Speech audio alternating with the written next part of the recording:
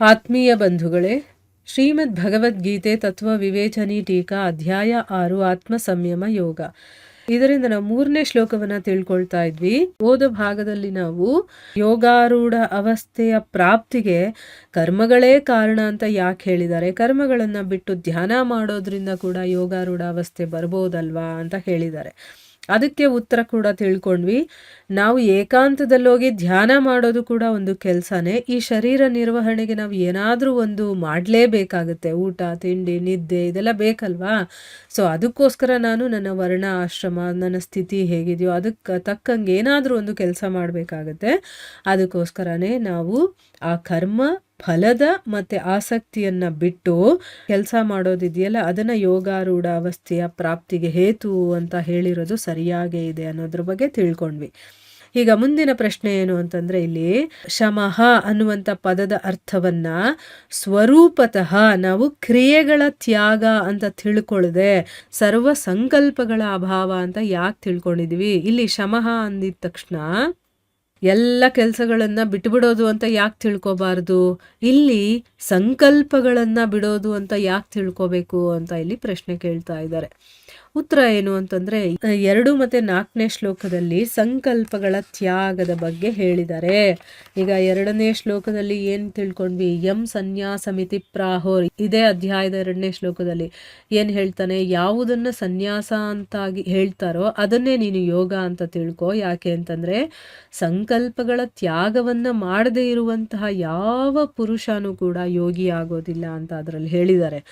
ಇನ್ನು 4ನೇ ಶ್ಲೋಕದಲ್ಲಿ ಏನು ಹೇಳಿದ್ದಾರೆ, ಯದಾಹಿನೇಂದ್ರಿಯಾರ್ಥೇಶು ಅಂತ ಬರುತ್ತಲ್ಲ ಅದರಲ್ಲಿ ಏನು ಹೇಳಿದ್ದಾರೆ, ಯಾವ ಒಂದು ಸಮಯದಲ್ಲಿ ಇಂದ್ರಿಯ ಭೋಗಗಳಲ್ಲಿ ಮತ್ತು ಕರ್ಮಗಳಲ್ಲಿ ಆಸಕ್ತನಾಗೋದಿಲ್ವೋ ಆ ಕಾಲದಲ್ಲಿ ಎಲ್ಲ ಸಂಕಲ್ಪಗಳನ್ನು ತ್ಯಾಗ ಮಾಡಿದಂತಹ ಪುರುಷನನ್ನು ಯೋಗಾರೂಢ ಅಂತ ಹೇಳ್ತಾರೆ ಅಂತ ಈ 2 ಶ್ಲೋಕಗಳಲ್ಲಿ ಹೇಳಿದ್ದಾರೆ. ಅಂದರೆ ತ್ಯಾಗದ ಬಗ್ಗೆ, ಸಂಕಲ್ಪಗಳ ತ್ಯಾಗದ ಬಗ್ಗೆ ಈ 2 ಶ್ಲೋಕಗಳಲ್ಲಿ ಹೇಳಿದ್ದಾರೆ.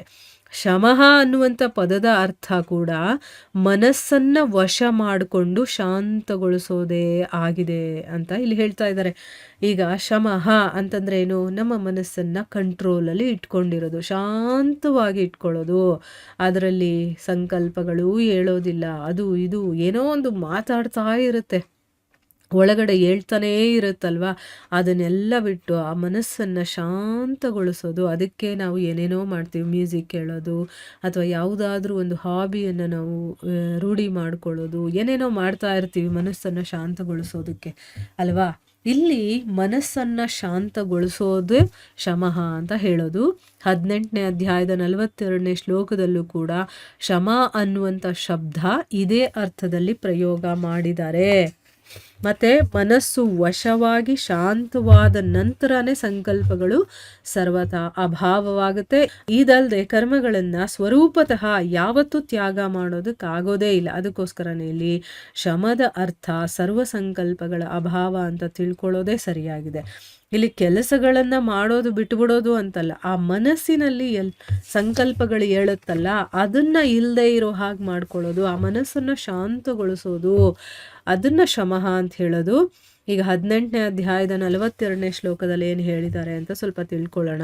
ಅಲ್ಲಿ ಶಮೋದಮಸ್ತಪ ಶೌಚಂ ಅಂತ ಬಂದಿದೆಯಲ್ಲ, ಆ ಶ್ಲೋಕದಲ್ಲಿ ಶಮಃ ಅನ್ನುವಂಥ ಶಬ್ದವನ್ನ ಅಂತಃಕರಣವನ್ನ ನಿಗ್ರಹಿಸೋದು ಅಂತ, ಅಂದ್ರೆ ಶಾಂತಗೊಳಿಸ್ಕೊಳ್ಳೋದು. ಈಗ ನಮ್ಮ ಮನಸ್ಸು ಈ ಸಾಂಸಾರಿಕ ಒಂದು ವಿಷಯಗಳಲ್ಲಿ ಯಾವಾಗಲೂ ಹೋಗ್ತಾ ಇರುತ್ತೆ, ಇದಿಲ್ಲ ಅದಿಲ್ಲ, ಅಲ್ಲಿ ಹೋಗ್ಬೇಕು ಇಲ್ಲಿ ಹೋಗ್ಬೇಕು, ಇವ್ರು ಬರ್ತಾರೆ ಅವ್ರು ಬರ್ತಾರೆ, ಅಥವಾ ಇವ್ರು ಇನ್ನೇನೋ ಅಂದರು, ಅವ್ರು ಏನೋ ತೊಗೊಂಡ್ಬಿಟ್ಟಿದ್ದಾರೆ ನನ್ನ ಹತ್ರ ಇಲ್ಲ ಅಂತಂದ್ಬಿಟ್ಟು ಏನೇನೋ ಹೇಳ್ತಾ ಇರುತ್ತಲ್ವಾ. ಅದನ್ನು ನಾವು ಕಂಟ್ರೋಲ್ ಮಾಡೋದು, ಅದೆಲ್ಲವನ್ನ ಬಿಟ್ಟು ಮನಸ್ಸು ಶಾಂತವಾಗಿರುವಂಥದ್ದು ಇದೆಯಲ್ಲ, ಅದನ್ನು ಶಮಃ ಅಂತ ಕರೆಯೋದು. ಈಗ ನಮ್ಗೆ ಅರ್ಥ ಆಗಿದೆ ಅಲ್ವಾ ಶಮಃ ಅಂತಂದರೆ ಏನು ಅಂತ. ನಮ್ಮ ಮನಸ್ಸನ್ನು ಸಂಕಲ್ಪಗಳಿಂದ ಇಲ್ಲದೆ ಇರೋ ಹಾಗೆ ಮಾಡ್ಕೊಳ್ಳೋದು ಅಂದರೆ ಏನು, ನಮ್ಮ ಮನಸ್ಸನ್ನು ಶಾಂತಗೊಳಿಸೋದು ಅಂತ ಅರ್ಥ. 1-2 ನಿಮಿಷ ಅದನ್ನು ಗಮನಿಸಿ. ನಾವು ಸುಮ್ಮನೆ ಕೂತಿದ್ದಾಗ ನಮ್ಮ ಮನಸ್ಸು ಏನೋ ಒಂದು ಯೋಚನೆ ಮಾಡೋದಕ್ಕೆ ಶುರುವಾಗುತ್ತೆ, ಅಲ್ಲಿ ಏನೇನೋ ವಿಷಯಗಳು ಬರುತ್ತೆ, ಅದನ್ನು ಮತ್ತೆ ಶಾಂತಗೊಳಿಸೋದಕ್ಕೆ ಮಾಡಿ. ಅಂದರೆ ಯಾಕೆ ಇಷ್ಟೊಂದು ಮಾತಾಡ್ತೀಯ, ಸುಮ್ಮನೆ ಇರು ಅಂತ ಮನಸ್ಸಿಗೆ ಹೇಳಿ, ಅದು ಮತ್ತೆ ಸುಮ್ಮನೆ ಇರುತ್ತೆ, ಮತ್ತೆ ಅದರಲ್ಲಿ ಸಂಕಲ್ಪಗಳು ಹೇಳ್ತಾ ಇರುತ್ತೆ. ಯಾವಾಗ ಈ ರೀತಿ ಆಗಿ ನಮ್ಮ ಒಳಗಡೆ ಸಂಕಲ್ಪಗಳೇ ಇಲ್ಲದೆ ಇರೋ ಹಾಗಾಗುತ್ತೋ ಆಗ ಮನಸ್ಸು ಶಾಂತವಾಗಿದೆ ಅಂತ ಅರ್ಥ. ಆಯ್ತಾ? ಇಲ್ಲಿ ಕೆಲಸವನ್ನ ಬಿಟ್ಬಿಡೋದು ಅಂತಲ್ಲ, ಕೆಲಸವನ್ನ ಬಿಡೋದಕ್ಕೆ ಸಾಧ್ಯನೇ ಇಲ್ಲ. ನಾವು ಏನಾದರೂ ಒಂದು ಕೆಲಸ ಮಾಡ್ತಾನೆ ಇರಬೇಕಾಗತ್ತೆ. ಆದರೆ ನಮ್ಮ ಒಳಗಡೆ ಆಗುವಂಥ ಸಂಕಲ್ಪಗಳನ್ನು ನಾವು ಶಾಂತಗೊಳಿಸ್ಬೇಕು. ಅಂದರೆ ಸಂಕಲ್ಪಗಳು ಇಲ್ಲದೇ ಇರೋ ಹಾಗೆ ಮಾಡ್ಕೊಳ್ಳೋದೇ ಇದಕ್ಕೆ ಅರ್ಥ ಅಂತ ಇಲ್ಲಿ ಹೇಳ್ತಾ ಇರೋದು. ಶಮಃ ಅಂತಂದರೆ ಮನಸ್ಸನ್ನು ಶಾಂತಗೊಳಿಸೋದು, ಆ ಮನಸ್ಸಿನಲ್ಲಿ ಯಾವ ಸಂಕಲ್ಪಗಳು ಇಲ್ಲದೇ ಇರೋ ಹಾಗೆ ನೋಡ್ಕೊಳ್ಳೋದು ಅಂತ ಅರ್ಥ ಅನ್ನೋದನ್ನು ನಾವಿಲ್ಲಿ ಅರ್ಥ ಮಾಡ್ಕೊಳ್ಬೋದು. ಸೊ ಇಲ್ಲಿಗೆ ನಾವು ನಿಲ್ಲಿಸೋಣ. ಹರೇ ಕೃಷ್ಣ.